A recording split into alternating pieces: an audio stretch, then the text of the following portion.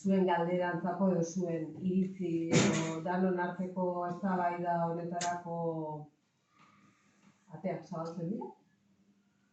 Beraz, nahi duzuenean. Zu ez zirena, zitzen dira. Besten bat.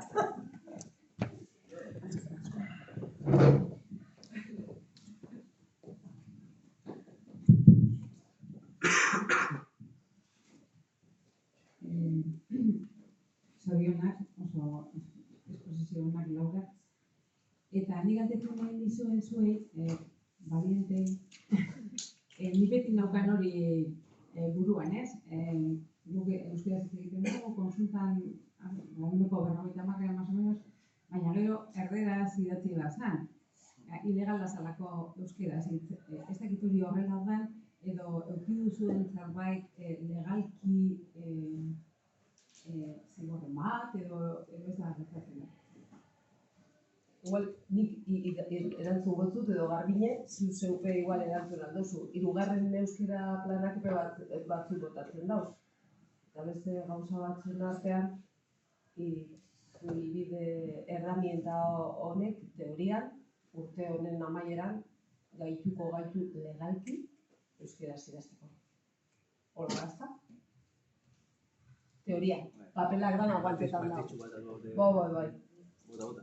Nik uste badala legal. Bai, oza, lehen auktibe bat. Bai. Bueno, igual hecho tenía idea, de hecho, oin... Bai. Oin, de hecho, ya, goierako esian, ja, bertako kode etikuen, dagoen ez ja bakarrik euskeraz idazti ahalbidetzen dala, baizik eta lehen esten dala eta hobesten dala, pazientek eskatutako hizkuntzan hori eiki.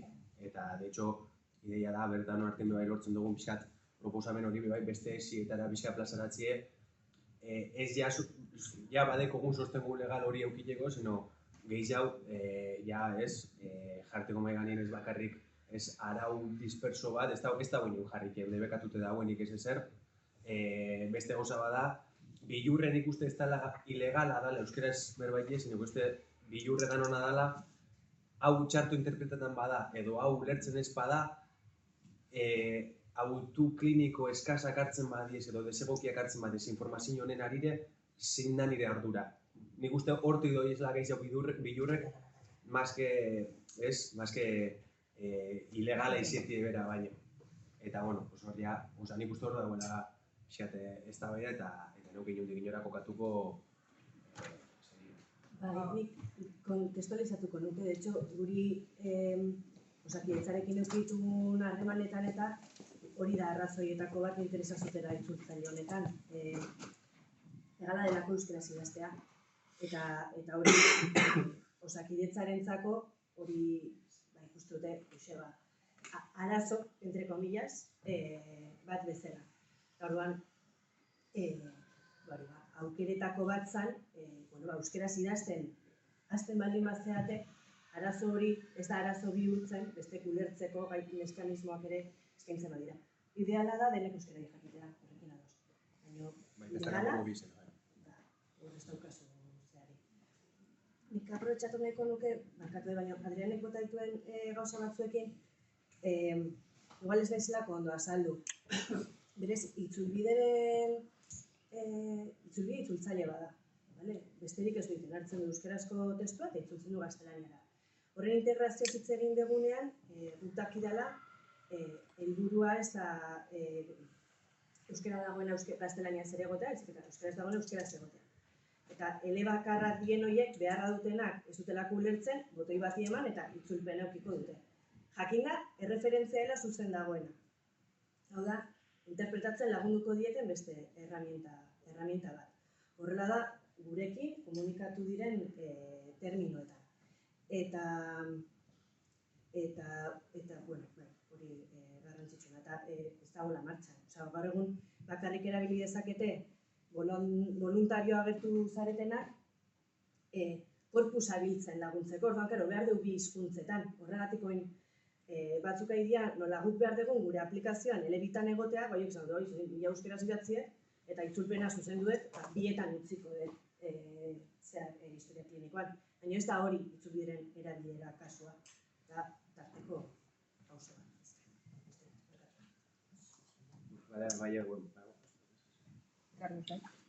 Bai, nik lehenengo zoriondu egin dituzun orkeskenagatik, nik egotarri gaur daukat, horrengo pausoa edo egia historikoki pauso batzuk eman ditugula euskararen inguruan osakidetza barruan eta osasun bidean bidea beste batzuk. Egia da gero eta gauza gehiago egiteko gai bagedala euskeraz, jendea gero eta prestatuago dagoela, euskara hitz egin ulertu eta idazteko gai den profesional gero eta gehiago badagoela. Nik uste egoera gauden momentu honetan pausu garrantzitsu bat eman beharra daukagula bai ala bai aurrera egin duen badu, ez? Eta da lana euskaraz egitea. Guk erabaki genuenean euskaraz bizi nahi genuela, lana gure bizitzaren parte da eta eskubidea edukitzeaz gain, uste dugu osasun arloak harrapatzen duen dimensio guztiarengatik euskara lortzen baldin badugu osasun arloa zabaltzea, euskarak emango duen aurrera pausoa oso importante izango dela eta zentzu horretan euskararen desagertzea ekiditeko oso importantea dela ere ulertzen dugu.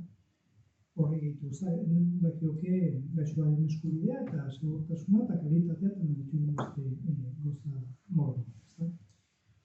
Gainean nik uste importantea dela momentu honetan salto hori ematea azken egun hauetan, azken hilabete edo urte honetan azalduako beste mehatxu garrantzitsu bat, ez?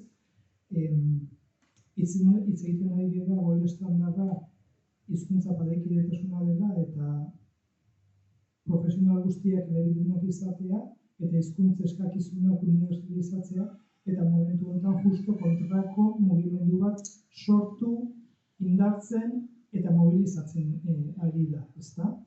Eta jartzen du arriskuan justo golde estandarra, ez?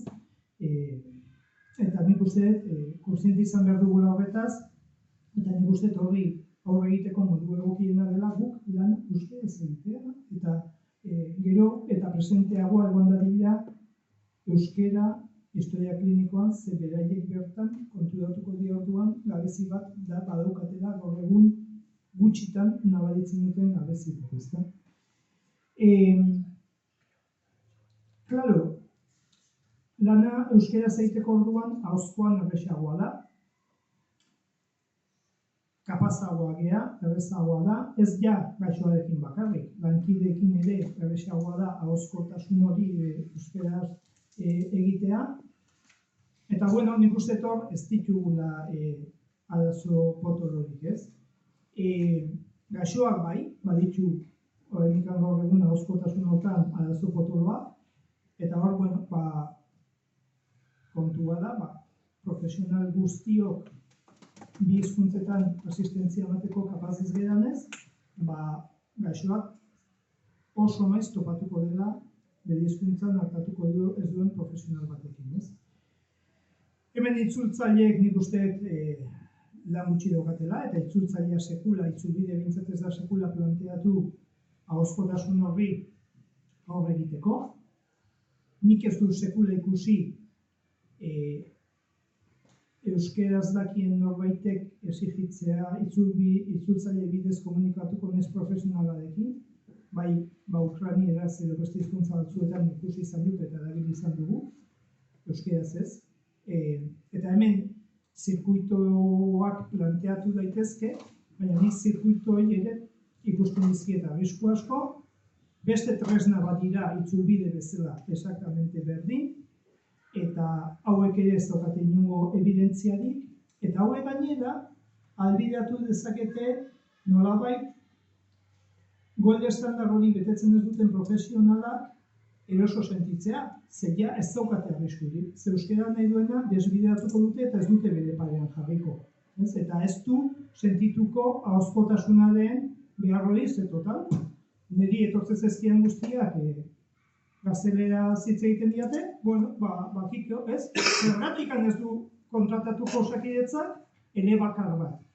Si total badoka zirkuito bat desbideatzeko beste tipo agarro horiek, ez? Eta kontua da, idazteko gai hortan eta hor pausua ematea, ez? Eta hor, nik bai nagoela, olatzek komentatzen zuen fase horretan, itzulbide elikatzen, eta momentu honetan bai egiten dudana dela euskaraz idatzi, itzulbidea eraman, eta gaztelerako itzulpena ere azpina jartzen. Oso argi edukita, ez dela hori azken pausoa eta ez dela helburua, ezta? Helburua dela euskara hutsean idaztea eta pauso hori egunen batean eman beharko dudala. Claro, hor, gaina diferentzi nabarmena daude esan nahi dut. Ez da berdina bilakaera evolutiboa idaztea edo alta txosten bat idaztea, ez?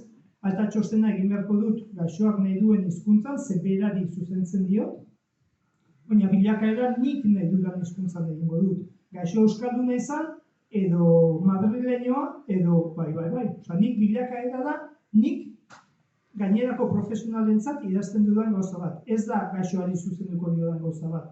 Da, gero alta txostena egingo dut behar nahi duen hizkuntza, baina nik gazteleraz egiten ditudan historia klinikoak eta gero bilakaerak idazten ditut euskeraz igual. Esan ere, etortzen bali zaizu gaixo ukrainiar bat, eta hartatzen bali maizu gaixo ukrainiar bat eta interesatuta daukazu bere bilakaera ez duzu ukrainieraz egin. Ez dakizulako hizkuntza hori. Claro. Baina nik lana egingo dut egin behar dudan hizkuntza. Gero gaixoari eman behar didana emango diot beak behar duen hizkuntzan. Baina bilakaera ez diozu gaixoari ematen. Behintzat ospitalean ez zaio sekula ematen bilakaera gaixoari, ezta? Alta txostena bai, hor ja beste kontu batean sartze gara, ezta? Eta nik uste dut profesionalen artean daukagun erlazio hori, itzulbidek erraztu dezakela. Beti ere, olatzek esan duen bezala ulertuta, ez dela izango tresna bat nik erabili beharko dudan, abezik eta euskera ulertzen ez duen pertsonak erabili beharko dudan, ez? Orduan kontua da, zuek esan duzuen bezala, pauso hau emateko prest gaude, nola emango dugu, individualki, modu kolektiboan, kapaz gera antolatzeko modu kolektiboan pertsona kopuru esanguratsua bildu eta esateko Osakidetzari behitu. Olako data batetik aurrera, jakintzazula. Esan daiteke gaur bertan atzo egin zuten aurkezpena, gaur dator prentsan, maiatzan izango dela hurrengo euskaraldia. Ez dakit, esango dugu Osakidetzari behitu, jakin dezazuela, euskaralditik aurrera, 200-300 profesionalek historia klinikoan euskeraz bakarrik idatziko dugu. Nik uste hori dela reflexioa, ez?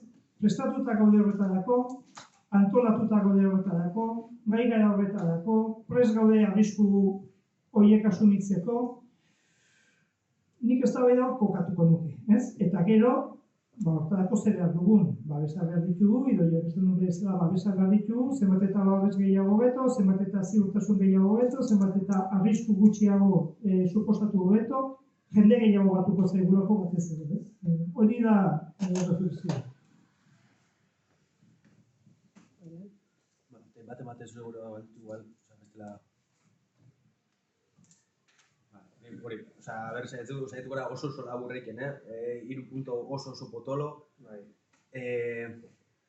Itzulbidea dela eta noren esku dauen, ez dagoela martxan eta bar, niño ez dela guztiz ez normalizadoan tresna bat, baina ulertu behar dugu behar, eta nik horrek izan dut, hau, sobre todo Osakidetzariko kritika bada, ez da nik ulertzen dut, borondateon badagoela, langile batzu dauzela, eta norberan balditza diez. Baina ulertu behar dugu Osakidetzak erabiliko dauen tresna badala, eta hortik aurrera ez dugule kontroletan, zirkuituekin moduen. Hor be, badauzela variable batzuk guk ez duguzela kontroletan, eta gero ez dakikule zelan gestionako da. Eta momentuz, gol estandar horrekiko, evidentzia zientifiko barik, gure ustez, eta azterketa hori begin dute, balizku ez da. Eskala labur jartean eta bakit super simplisti emotu nagoela, baina bestela jotiaren. zirkuituen arrisku evidentemente erosotasun bat izan leike, baina aldi berien bebai hori, segun zela normalizetan den, eta hizkuntza eskaera hori bebai igoti lortzen badugu, gainera momentu honetan euskal hiztunen artien eskaera oso bajue da, lortzen badugu herri mugimendu batekin batera, eta agentien gizarteratze maila batekin problematika hau ganora sozializetie eskaera hori behigoten badugu, zirkuitu horren proportzio egon eskero, ez dakit, eskari ez deba barrena, badau, langile asko euskaldune diez, baina beste zerbitzu batzutan ez. Orduen, zirkuitua martxan jartzen duzu momentuen, gero jente baten eskaera hori badau, zu volumena sortu duzu eta poltsa hori sortu duzu, eta ja kontratu horreko obliga horien duzu zentzun baten beba izaten, jente, zirkuitua hau sortute, honi euskarazko arreta eskaini miliareak eta profesional honen behar duguz. Haitzen, zirkuitu hori martxan jarte, begoan lehenengo momentuen, jente guztitzea izango zuen monarreta hori. Baina horre bai, evidentziauko dau, profesional euskaldun gehiago behar duzu zela. Baina, zehose, dela, tarteko pauso bat, eta hor bai, eure bai, jokatu aldabezela karta horrek. Baina, gero hor tokauko da bai, horretaz aparte, konfliktibidade hori, eta hizkuntza konfliktibidade hori, eta zera hori, mai ganien jartie, ez bakarrik hor euskaraz idatzik ez, sino ez, beste tresna guztietan bebai, hor bebai, euren erosotasun hori apurtzi, eta segaili hori, azken ikusten gabezelako, hori, oldarraldi judizial, sozial horretan, komisiones UGT hartu da zelako uren afiliauek, sortzen da plataforma bat, sinadure beketa bat, bi kontzentrazio, eta ja dekot herri itun bat, edo EAEko itun bat, kondizionetako helburuekin jarriteko planteamentu teoriko bat, euskara jogo bat. Horrek kontra neiken espaiako gatz deku, eta ez azkenen gaitesune deku antolatzeko nik uste baitz. Eta gauzela danok oso izlaute eta oso frustraute, baina hori frustrazio hori antolatzeko kapaz bagarela, eta helburu hori izan dela. Orduen, esan dago, horre konfrontazio bat eskatzen dago, komisionesekiko, UGT-ekiko, osakidetzarekiko, bai. Gatza da, bai. Bustitzi eskatzen dago, bai. Baina ezken nik uste hor dagoela bide, eta ez da sakrifizio personal bat bide dagoela, sino ez boteretze bat, prozeso bat buruz gabizela azken binen. Ez euskaraz idazti buruz gabizenien, bebai langileen boteretze prozeso bat, baina bebai pazientekin batera, erremugimenduekin batera, eta jakinle jente bat eukengo dugule aurri. Igual hori alusetan zapur bat, ezke bat. Neri, abiez, Carlos, atezuna, ikusgarritasuna oso importantea dela. Eta ikusgarritasuna baita zentzurtan ere, ikustea guk ere ze arazo dugun euskararekin. Nik uste dut, gure taldean nabarmena da, euskaraz ikasi duten, medikuntzeko euskarazen neurri handi batean, ikasi duen jendeak ere, hor gelitzea, ez? Eta hori ikusi behar dela, zer arazo dauden hor. Eta ikusgarri eginez, eta igual olako, aipatzen zen duen, olako proposame bat eginez, uste ere besteak ere ikus dezatela ere, ez? Uste ere hor mekanismo psikologikoa daudela, hor ez tegula ikusi nahi, hor mina dagoelako. Eraz idaztea, ez da inerreixa. Niri bestalde batetik, erdaldunak diren lankideekin, igual entzuten duzu bilera baten esaten da, zergatik ez dute idazten euskeraz, oso horreixa data. Hori, ez dira konturatzen ere euskeraren egoera zein den, hori entzun behar duzu. Pareko balia bezala ez, euskera eta gaztelera ez. Hori ikusten zenbait gauza eta zenbait min ere ikusgarri egin behar dira. Min edo ezin, edo muga esango nuke. Mugatua gaude baino ikaraga. Nola, ni behintzat, gaztelera zidatzi, edo euskera zidatzi, edo frantsesez zidatzi, askoz ere gehiago kostatzen zait, edo diferente egingo dut, baina hori da, ez da asuntua pareko izatea hizkuntza, baizik eta euskera izatea, gure hizkuntza eta euskera. Barkatu matiz, nire sensazio propio euskara zidatzi duanean, jentele bakarren partetik erantzune ez da izan, idatzi euskara zagaitik ez tozu egin, sino, ya estás otra vez escribiendo en euskera, joder, que no te entiendo, tío. Ja, hori ere. Erantzune nire partetik izan. Baina ez jakintasuna ere badagola, eta hor isilik eretzen gara, ez? Baina ez euskaraz idatzi alizatu zenukete eta honak isilik, kostata. Kostata edo erripurdi, eta horretik nik uste ikusgarritasuna gauza aspektu askotan ikusi egin behar dugula arazoa. Nik uste bintzat, ni bintzat taldean daukadan impresioa, hori aipatzen danean, bizka bat, okertiten dela burua, eta ez dela aizaila. Sensazio dut, ez litzateke aizaila izango jauzi hori egitea. Baina, Carlos eta honek ondo sintetizatu da bela, oza, bai eskatzen dagoela hori, batu, bakoitzak bere esperientzia konpartidu, eta gana klaro ukiki helburu konkretu batzuk, eta pauso horrek emoti juti, eta boteretze prozesu hori talde mailan edo kolektiboki emoti, ez da horrepe bai autoestima hori hobetuko dauela, zailtasun horrek konpartitzi bai bilurrek enduko dauzela, eta ez, horrek. Nire ados nago, nik uste antolatzeko gai behintzat bagarala, ados jarri beharko gara, baina nik uste baietz. Eta, de hecho, horrek lagunduko digu, falta den terminologia hori sortzen, bakoitzaren zalantzak, beldurrak, nik uste hori izan daitekeela bide polit bat, apoio foro baten moduan funtzionatu dezakeelako.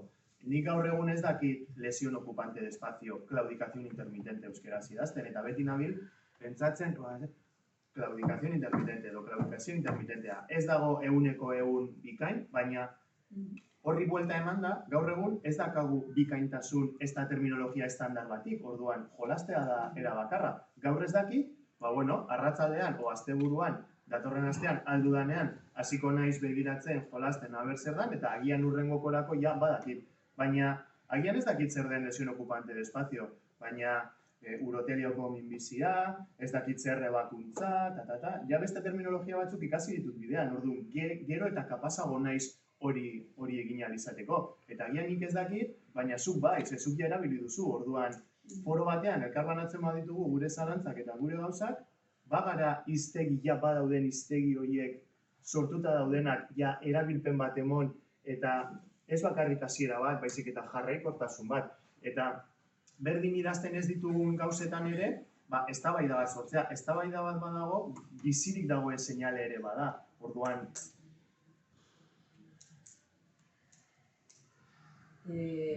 Euskal Herriak egoera soziolinguistiko oso desberdin edekoz, eta ikusten ari nazenen ezkerratuko jendea, eta ez dakit ze esperientzia deko zuen hor zauzien langile. Joxera. Ezkerraldea, Joxera. Aldatu egin da, trasladoa eskegi dutzi eta lehen mailako arretara sartu da. Nik ere nire esperientzia azkarazko komentatzeko, laborategi batetan, hematologiako laborategi batean egiten lana, eta probatzen ditut odoleko morfologia, orduan ni ere hondikan Carlosen fasean nago, nik euskaraz idazten dut, eta gero itzulien itzulpen egiten dut, eta kopiatzen dut itzulpen hori. Nik informatzen duena beste batek irakurriko du, beste batentzako, analitika eskatu duenentzako informatzen nire, baina desiatzen dago baita, euskaraz bakarrik idazteko, eta itzulpena behar begiratu ezala fase horretara iristeko desiatzen dago. Eta, irakurtu dituzek igual horrengo euskaraldian zerbait egiten taldeko hasiera bat egiteko, posible izango ditzaken, orduako itzulbidea oso egiten dago, hori zanik dazatu ditu. Hori da nire esperientzia.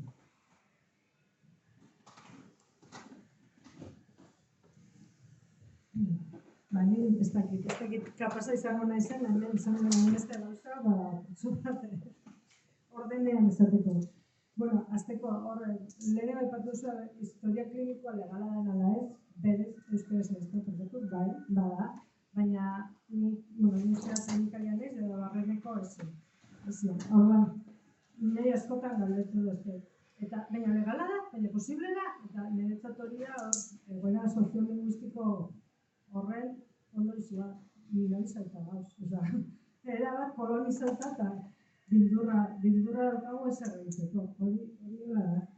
Gero, hor tartean egin asko euskaraz eta erderaz idatzi, ez dakit hori da apurtzuak, nik uste dut zuek orain egiten nahi zaretena itzulbideen da tarteko gauza bat. Gero aurrera, nik uste dut egin dela bakoitzak euskaraz idatzi eta gero, erderaz jakin nahi duena, horrekiko da tresna hori, ez dut ezagun.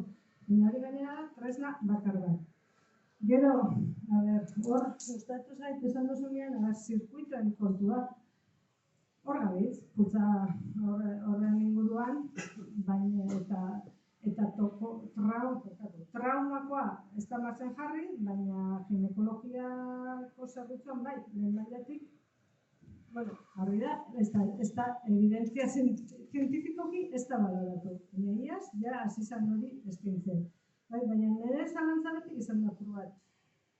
Hori, gero hortik kanpora beritzen dena zer? Ez duz larrai konbentzitzen. Bai izango zala nire ustez askoz interesantea hor dabiltzenen profesional, ez mediku erizain eta daren arteko komunidade hori egitea. Horren inguruan indartzea. Ohitura hori hartzea, euskeraz idazteko. Ez da hola terminologia egon badago. Jendea, osakidetza sartzen denean, erdeldu dutzen da. Hori askotan entzun da. Euskeraz ikasi dagoen mediku erizain eta batez erizain, direla asko, eta abenduan iruan, esatuko zuen batzuk euskeraren arreginea, entzun duzuen liburua, ikerlana, Zumarragako erizain batek, egin dago euskera eta generoen inguruko azterlan bat, egin dugun gauza bakarra, izan da, denok esaten dugun hori, datutan jarri. Eta datu esango dutzu bat, hori da, ez dagoela, hauz bai, baina idazteko orduan, egiten dugula. Eta batez erizaina, baina da, medikoak egongo dira, baina erizainak, askoz gehiago dira mediko, baina nik uste dut. Eta oso gaituta da euskeraz idazteko, baina hor traba bada. Orduan nik uste dut profesionalen arteko zirkuitua dela importante, eskoz eraginkorrago izango dela, gero pazienteari hori egiteko. Gero arreta hori, gol estandar hori egiteko. Ez da hola, inolako zalantzarik hori horrela izan behar dela, hori ez da zalantzarik. Pero hemen beste gauza bat aipatu dena, eta nik ez dut garbi, ez dut profesionalak eta erabaki beharko zuen, zalantzan jartzen euskeraz idatzi paziente euskaldunaren historia klinikoa. Hala, langileak idatzi bere hizkuntza. Ez dakit, hori bez da bera kontu bat. Ez da beratzeko eta argitzeko kontu bera. Ez dakit ze hori. Eta gero, kodigo etikoaren nahi, oso interesgarria egiten zen. Hori, babes hori lortzeko, erakundean bertan. Hortik be, lan egiako da, eta zuzendaritzei babes hori eskatu. Momentu honetan, kontra, ez asko mugitzen, baina da, delako, ez dakit, bildurtuta, dena bezala. Baina kontra, motel, duda bari, baina ez da bakarrik kontrola delako. Zautzen dugu zakidetza zertan, hiru bete oporretan, ezin da zerbait askotan, eta, komplikazio asko da. Eta, momentu zurritz. Carmele. Bai, nik uste dut ondo entzuten dela, Ezkerraldea aipatu duzu, eta niri orain tokatu zaite hor lan egitea, eta beste arazo bat mahai gainean jarri nahi nuen. Ez dakidalako ze irtenbide emon, baina osakidetzak planteatu diguna, izan da ezkerraldean bakarrik den, edo beste inork ere halako proposamenik jaso duen, baina euskal erreferentearen figura atera dute. Pentsatzen dut hori izan dela politikoki oso ondo geratzen delako, mediku eta erizain euskaldun batek hartatuko zaituela bermatzen duelako, baina horrek esan nahi du beste profesionalak euskaldunak ere direna, edo behintzat, bigarren profila atera dutela, adibidez gurean, bostetik hiru, bostetik lau dugu profila medikuen artean, eta bik hirugarrena eta beste bik bigarrena. Bueno, datuak atera zituzten biztanlegoaren aldetik, eta datuak penagarriak dira, egia da, euskera sartatuak izatearen eskaera egin dutenak izango dira 9 kupo batean, kopuru horietaz ari naiz, Eta, karo, eskaintzen dizute zuri profesional bezala, euskara sartatzen denen duzu, bai mesedez, behar duzu euskaldun bezala, behar duzu euskeraz bizi eta guk ere gure behar ditugu, bakarrik eskubidea. Eta egia da bere eskubidea bermatzen dituzula, baina beste profesional horiek ez dute euskera erabiliko. Oraindik gutxiago erabiliko dute. Orduan ez da soluzioa. Beti bezala da partzeak eta partzeak. Orduan ez dakit zuek horretan hausnarketa egin duzuen, badakite gure egoera berezia dela, ez da elorri bat, ez da arrozate bat, baina erreferenteena imaginatzen dut leku guztietan eskaini egin dutela, eta ez da inora konponbideak herritarrentzat, ez da profesionalentzat ere, euskara normalizatze bide horretan okerrera goaz. Gutxi batzuen, zer ikuste dut okerrena gertatzen zaiguna profesionalen artean da, bakarrik sentitzen garela. Ni han, euskeraz, nire lagunak 80% euskalduna da, baina hor batekin bakarrik egiten dut, besteek ez dute jari horik eta ez dute nahi. Jari horik izatea profesionalen artean dinot,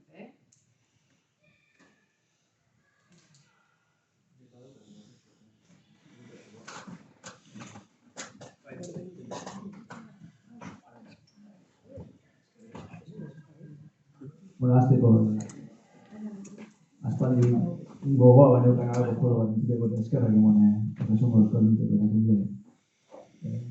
Gainera bazkide egiteko aukera aprobetxatu dut, erakundean bertu etorrik aspaldi egiteko nekan gauza bat. Nik unibertsiaten itxo lana, farmazia fakultatean. Eta, pizkat egin dozuen zen, asko harritu nago adibidez legala den edo ez entzutea gela honetan, ezta? Orduan, idoiarena gustatu zait, esan duenean, oinarri instituzionalarena. Gogoratzen dute Osakidetzaren bigarren euskara planaren ebaluazioko esaldi bat irakurri nuenean hori egin nintzen. Ezilatik, nola euskaraz idaztea segurtasun klinikoa kolokan jarri zezakeen.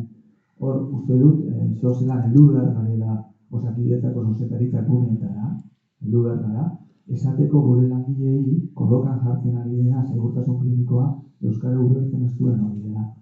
Eta oso interesante iruditu zaite Carlosek aipatu duena, da nire autua bati bada profesional moduan euskara bakarrik idaztean nahiz da pazientea erdalduna izan. Behar bada hor, igual bai hor arautu beharko genuke. Eta fokoa jarri pazientean. Hau da, osasun sistema pazientean zentraturiko arreta sistema bat da, beraz, kalitatezkoa izan nahi badugu, hor bai arautu beharko genuke. Pazientea erdalduna bada, evolutibo horiek eta erderaz idazteko autua hartu edo protokolizatu nola bai.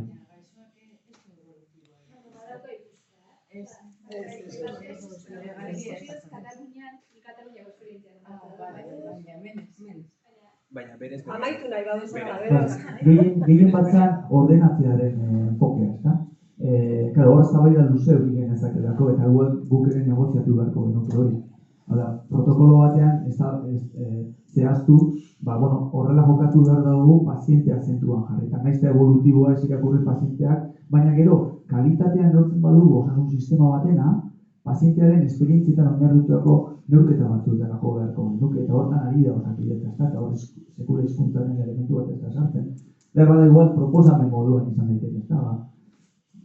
Alde batetik, uko egiten diogu euskaraz idazteari, gure eskubide bati profesional moduan, baina igual hori bai negoziatu behar da, nola baita zuzendaritzarekin, erreflexio bat izan da, eta eskerrik asko, baina buru batxik, eta aurrera, Euskal Aldizean, urtetik nahi.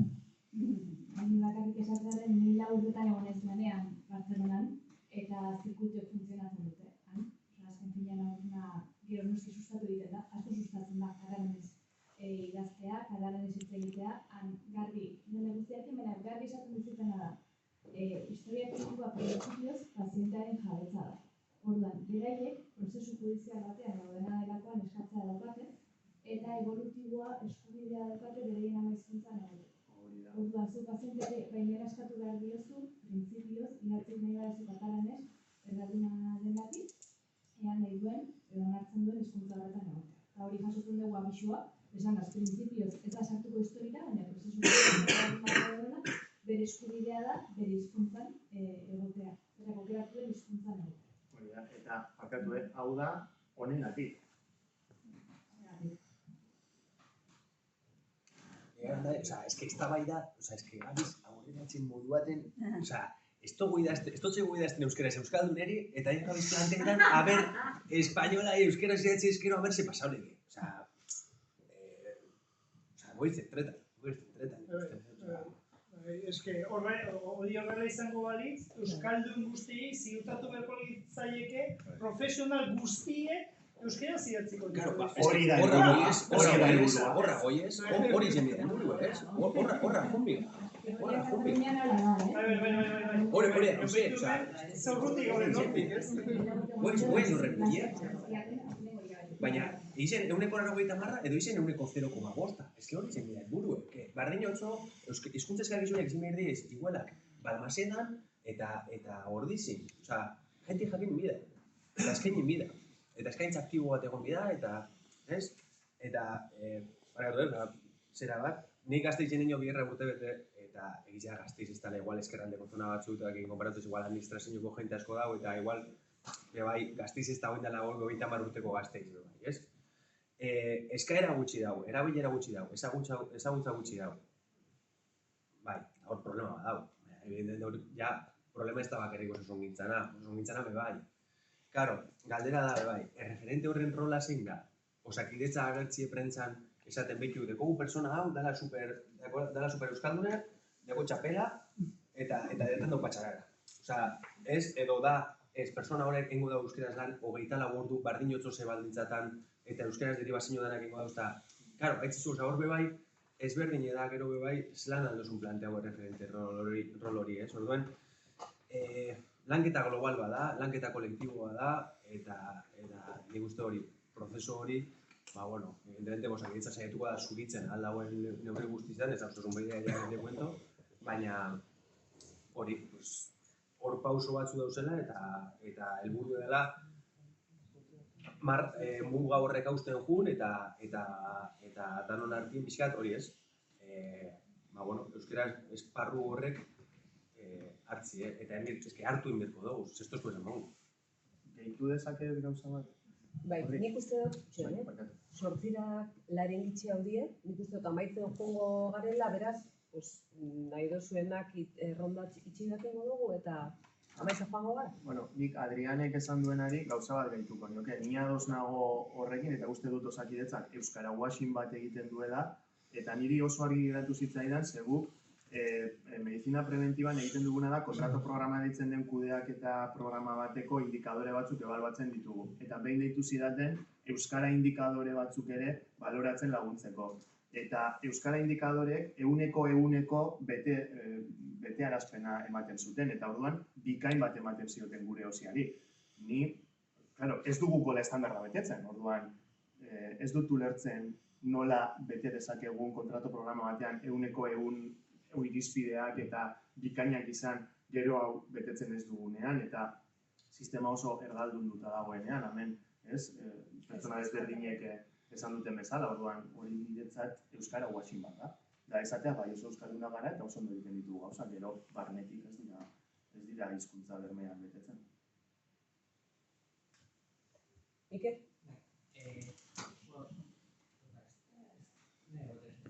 Ordan, egon da momentu bat oso interesgarria, eztabaida piztu da, eta ea ados jartzen garen zerbait egiteko. Ordan, nire galdera da momentu da. Nortzuk gara, zezaren doguz, gara, nortzuk gara, momentu honetan Osasuna Euskal Bihurtzeko nahi horretan gaudenak, zinen dira profesionalak, zinen dira elkarte erakundeak, eta ze adotasun egin dezakegu, eta nok dinamizatu hau eztabaida hori. Pizkate, barreiatzen gara gero, arazoak sortzen dira, leku guztietan, dara ditugu gure arazoak, eta baina nor izango da kapasa hori dinamizatzen. Hori zen dut, Mai bat, gu beti prest, bierdarekin batzeko eta ezagut ez hartzeko, ez? Nik engot zenira zen puto amo. Nik uste hori oso pretenzioso izileik, ez? Nik uste, gure bada jarri dataren bat, edo, alkarren kontaktu nik uste batzuk edeko gule, gure bada plantea hau fetxaren bat, edo mai ingurunen bat oso zer hau mai gani jarteko, nik uste posik eta hau bierrezko izango zala, ez?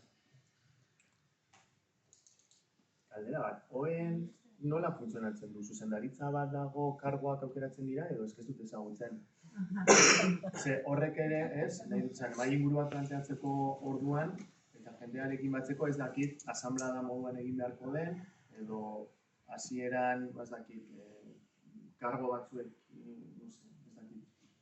Galdera bat, zueke hartu bidea baza eta ukiozuz bezu? Anatomia, da? Nik ez nuen EHU ikasi, nik Katalunian ikasi nuen. Nik EHU ikasi nagoen, eta nik hoe ezagutu nagoen, Angel Bidea baza eta hoen eskutik. Edurleren eskutik.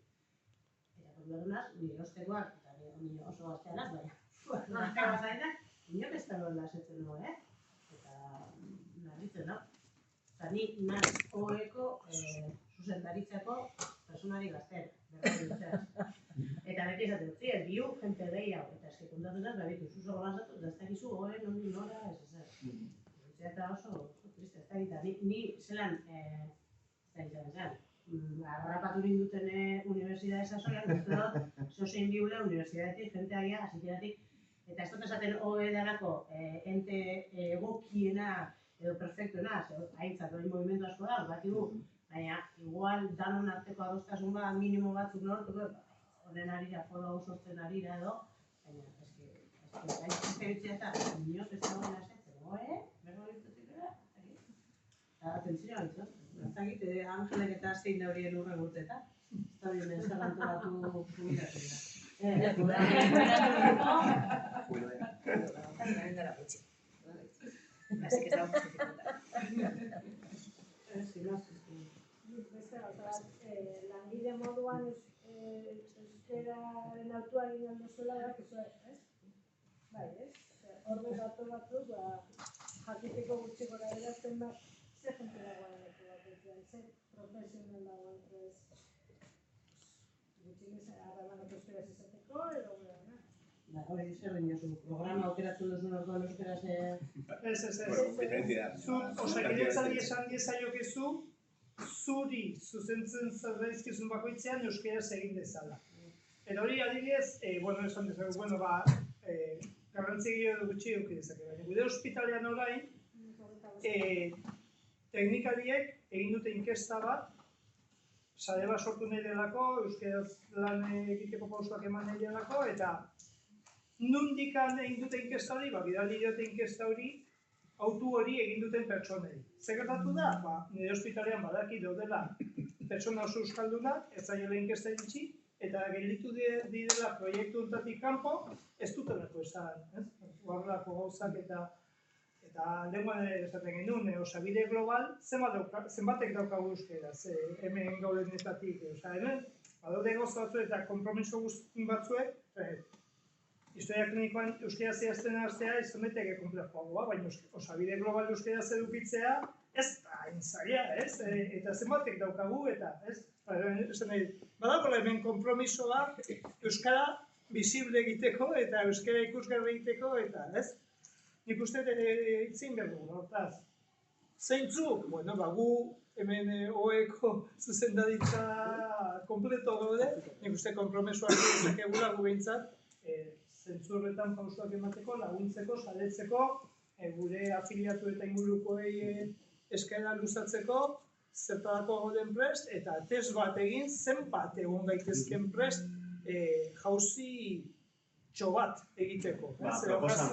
Proposamen bat, Carlos, hemendik atera aurretik, egun bat jarriko dugu, elkar ikusteko, aintzat eta hoe gutxienez, ez dakit beste talderik ezagutzen baduzuen parte hartzeko, eta gu batu, ikusi zer egin dezakegun, eta hortik aurreko. Ikasle talderen bat edo, ikasle taldeagoan hor dabiltza agertu desagertu, mirrazterketa inguratzen denean desagertzen da, gero berriro sortzen dira, ez, bai, hausnarketa inguruan. Gaur egun badago medikuntza asanblada eta fakultatean aktibo jarraitzen du? Ezberdin, kontestu aldatu da piloa, baina... Eta harritu intzarienik aldetu dutelako legala da, nola ez? Baina ni bizitza guztian esan legala. En realidad basan. Bueno, baina... Hori beste gauza bat. Gauza bat legal ezeti edo ez, eta beste gauza bat ze idea saltzen da bine edo ez. Hori diferenti. Zen ikustu lehen arretan, hori oso kapaz ikusten az da nauzkera zidezteko, gainera da gure unidade eta nahi oso dunak. Gure artean, eta gure unidadetik kanpora inok ez digu irakurtzen. Ez digu tekasorik egiten, ez digu irakurtzen, eta asko asala zaila zer uste dugun. Eta orduan hori gauza egin daitekena da, eta residenteak, eta atoz danak euskaldunak, ez dakitela erderaz idazten, eta hor badiz. Orduan, euskaraz ondo idazten ez dugula, erderaz ere ez. Eta zenbat txosten irakurri ditugu ok alta? Eta hor daude, ez estremateko gizatzen. Eta oftalmologoak nola idazten dute? Jeroglíficos. Bueno, laguna. Eskerrik asko. Eta